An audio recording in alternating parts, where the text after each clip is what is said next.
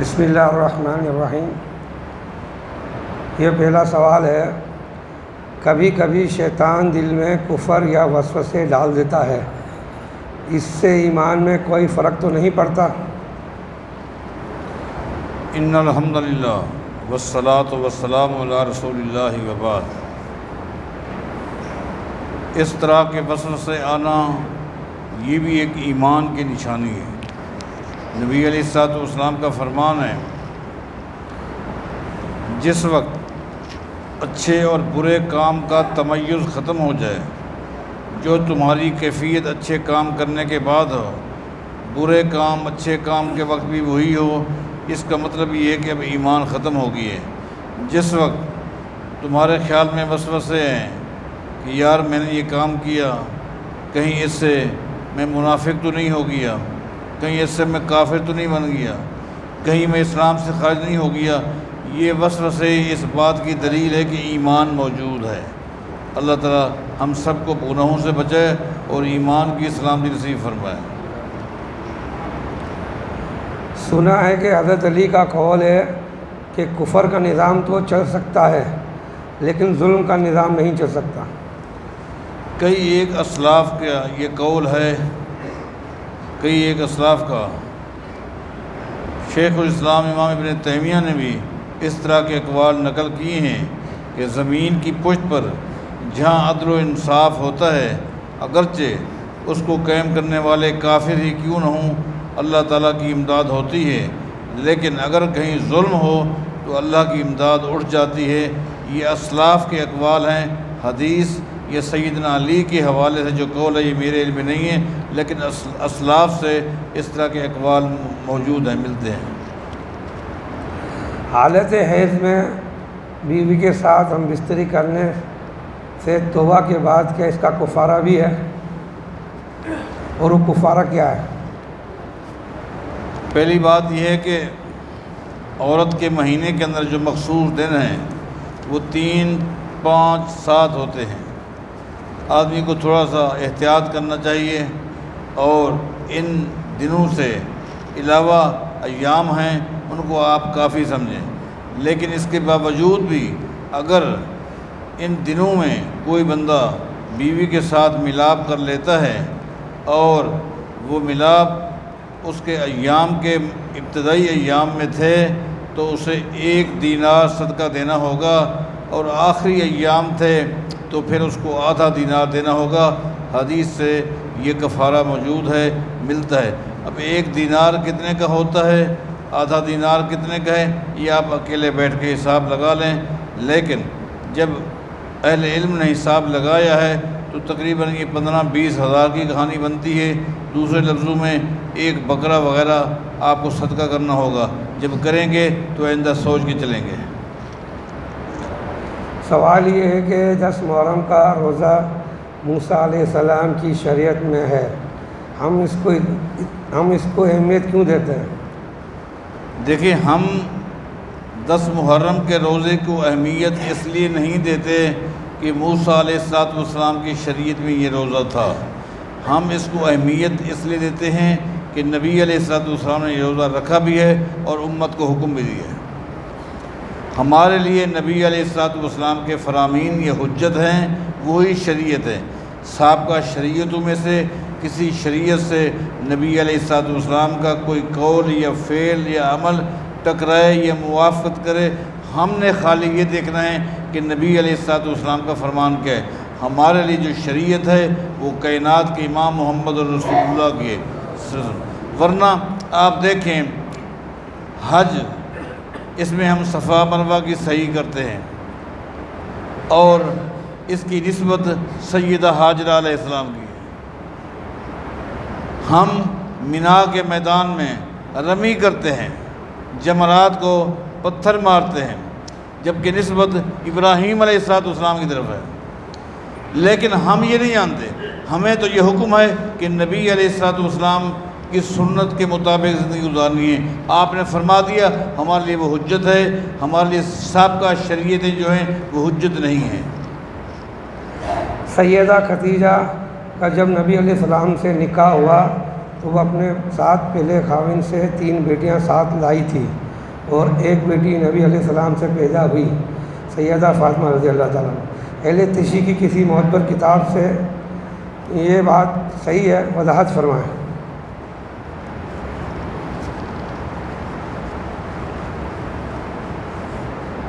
سیدہ خدیجہ رضی اللہ تعالیٰ عنہ نے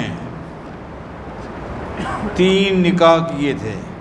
پہلا ان کا نکاح ہوا تھا عتیق نامی شخص کے ساتھ۔ یہ اسلام سے قبل کی بات ہے۔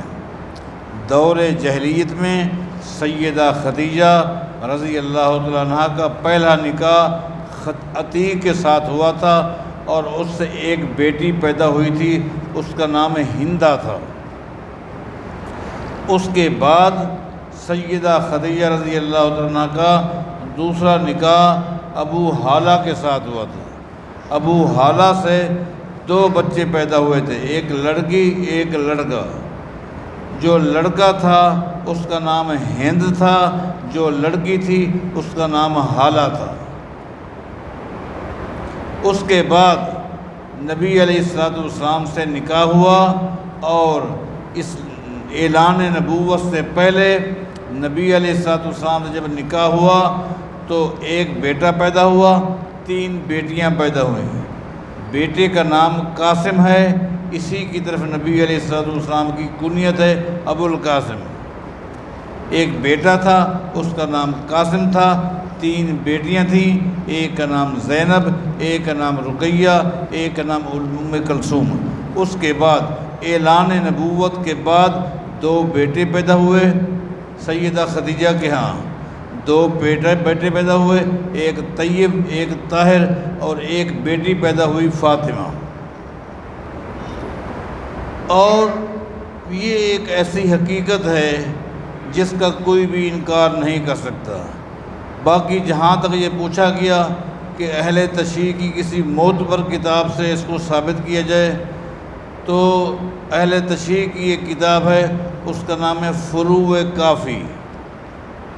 فروع کافی اہل تشیع کے ہاں اس کتاب کی وہ حیثیت ہے جو اہل سنت والجماعت کے ہاں صحیح بخاری کی حیثیت ہے۔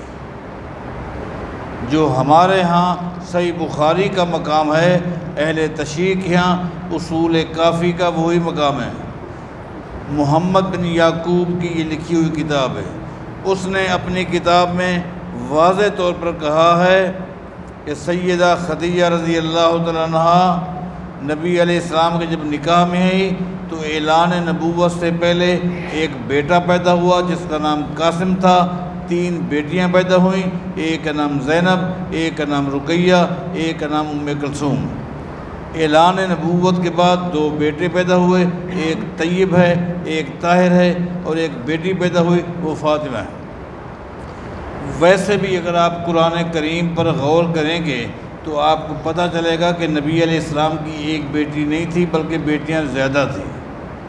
قرآن کریم میں اللہ تعالیٰ فرماتا ہے یا ایھا النبی قل لازواجک وبناتک ونساء المؤمنین یدنین علیہن من جلابیبہن۔ پردے کے احکام اللہ تعالیٰ نے بیان کیے ہیں۔ اللہ تعالیٰ اپنے پیغمبر سے فرما رہا ہے قل لازواجک،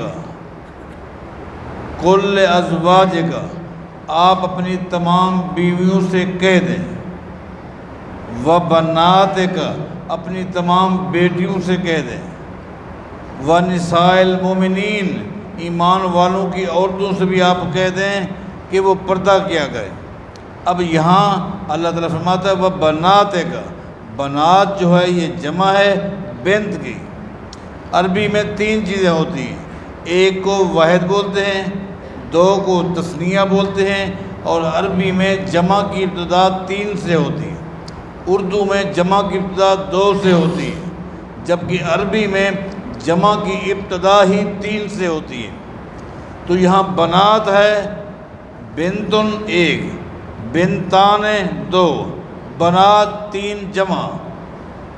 بنات کا اپنی بیٹیوں سے کہہ دیں، قرآن کریم سے بھی یہ بات واضح ہو رہی ہے کہ نبی علیہ الصلوۃ والسلام کی ایک بیٹی نہیں تھی، بیٹیاں تین تھیں یا تین سے زائد تھی۔ جب حدیث میں صراحت آ گئی، بات کلیئر ہو گئی، اور یہ بھی پتہ چلا نبی علیہ الصلوۃ والسلام سے پہلے جو 2 نکاح ہوئے، ان 2 نکاحوں میں 2 بیٹیاں ہیں اور ایک بیٹا ہے۔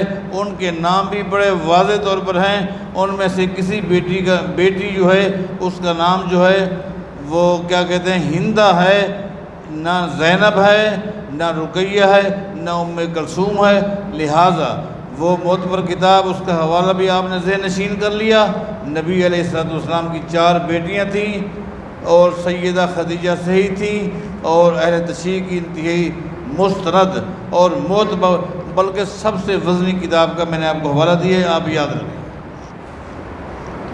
سوال یہ ہے کہ میں بہت مالدار آدمی ہوں، میرے بیٹے میرے ساتھ عالی شان محل میں رہتے ہیں، عالی شان گاڑی میں گھومتے ہیں، جبکہ میری بہن اور بیٹی کرائے کے مکان میں تنگ دستی والی زندگی گزار رہی ہے اور بہت پریشان ہے۔ میں طاقت رکھنے کے باوجود ان کو مکان لے کر نہیں دیتا ہوں۔ سوال یہ ہے کہ اللہ مجھ سے ناراض تو نہیں ہوگا؟ میرے بھائی، جب آپ کو اللہ نے نعمت سے نوازا ہے اور آپ بہترین محل میں رہتے ہیں، آپ بھی، آپ کے بیٹے بھی، اور آپ کی بیٹی اور آپ کی بہن انتہائی پریشان حال ہے، تو آخر کیا وجہ ہے؟ آپ نے وجہ بیان نہیں کی، کیوں آپ اس کے ساتھ ہمدردی نہیں کرتے؟ آپ کو ہمدردی کرنی چاہیے۔ اپنی اولاد کو بھی آپ اعتماد میں لیں، بچوں کو، اور اپنی بیٹی کے ساتھ، اپنی بہن کے ساتھ آپ ہمدردی کریں۔ وہ کرائے کے مکان میں رہتی ہے، اس کے لیے کھانے کے لیے کچھ نہیں ہے، اس کے ساتھ ہمدردی ہونی چاہیے۔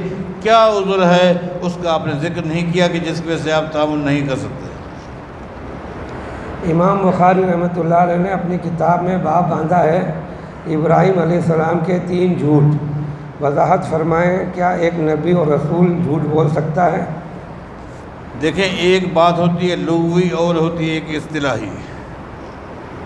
یہ ہر چیز میں آپ کو نقطہ ملے گا لغتاً و اصطلاحاً۔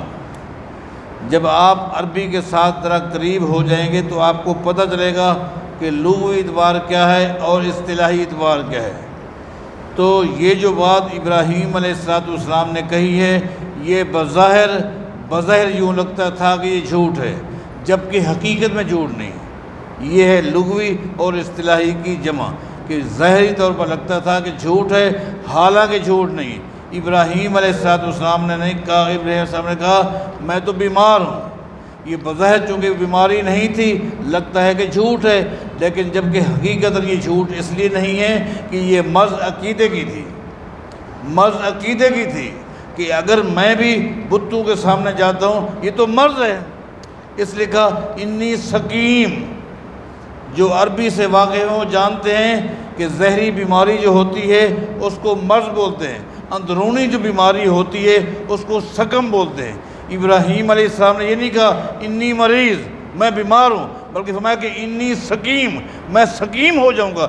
مانا یہ اگر میں بتوں کے سامنے گیا تو یہ مجھے شرک کی بیماری لاحق ہو جائے گی۔ لہذا ظاہری طور پر لفظی اعتبار سے یہ جھوٹ ہے، لیکن حقیقتاً و اصطلاحاً یہ جھوٹ نہیں ہے، اور یہ مرض لاحق ہوتی کون سی؟ عقیدے کی۔ لہذا اصطلاحاً یہ جھوٹ نہیں ہے۔ اکثر مدارس میں زکوٰۃ خیرات کے فنڈ سے چل رہے ہیں، ان مدارس میں کروڑ پتی لوگوں کے بچے بھی تعلیم حاصل کر رہے ہیں۔ سوال یہ ہے کیا یہ کروڑ پتی لوگ سیلانی ویلفیئر کے دسترخوان پر کھانا کھا سکتے ہیں؟ یہ ادارہ بھی صدقہ خیرات فنڈ سے چل رہا ہے، جبکہ صدقہ دینے والے لوگ ادارے کو مالک بنا دیتے ہیں، پھر ادارہ لوگوں کو کھانا کھلاتا ہے۔ دیکھیں، بات یہ ہے کہ اداروں کے ساتھ جو تعاون کرنے والے کرتے ہیں وہ ان کی طرف سے صدقہ خیرات یہ چیزیں ہوتی ہیں، لیکن ادارہ جب کسی کو کھانا کھلاتا ہے، دسترخوان لگاتا ہے، وہ ان کو زکوٰۃ نہیں کھلاتا، وہ ان کی طرف سے ہدیہ ہوتا ہے۔ جب حالت بدلتی ہے تو حکم بدل جاتا ہے۔ اس کی دلیل صحیح بخاری کی حدیث ہے، سیدہ بریرہ رضی اللہ تعالیٰ عنہ لونڈی تھی، وہ کھانا پکا رہی تھی، گوشت پکا رہی تھی۔ نبی علیہ الصلوۃ والسلام نے فرمایا بریرہ ہمیں بھی تو کھلاؤ۔ انہوں نے کہا یہ تو صدقے کا ہے، یہ جو گوشت میں نے پکایا ہوا یہ تو صدقے کا ہے، ایک آدمی نے میرے اوپر صدقہ کیا تھا، میں نے پکایا۔ نبی علیہ السلام نے اس نے تم پر صدقہ کیا، تم جو ہمیں دو گے وہ صدقہ نہیں ہے، وہ تمہاری طرف سے ہدیہ ہوگا۔ لہذا ادارے والے آنے والے مہمان کے ساتھ جو ضیافت کرتے ہیں وہ زکوٰۃ نہیں ہوتی، وہ ادارے کی طرف سے ایک ہدیہ ہوتا ہے۔ ہاں البتہ جو مالدار لوگوں کے بچے وہاں پڑھتے ہیں، کھانا کھاتے ہیں، ان کو چاہیے کہ وہ ان اداروں کے ساتھ بھی اس طرح کا تعاون جاری رکھیں کہ ان کا دل مطمئن ہو کہ جتنا ہمارا بچہ، ہمارے بچے کھا رہے ہیں اس سے کہیں بڑھ کر ہماری ہمدردیاں بھی ہو رہی ہیں۔ سبحانک اللہم و بحمدک اشہد ان لا الہ الا انت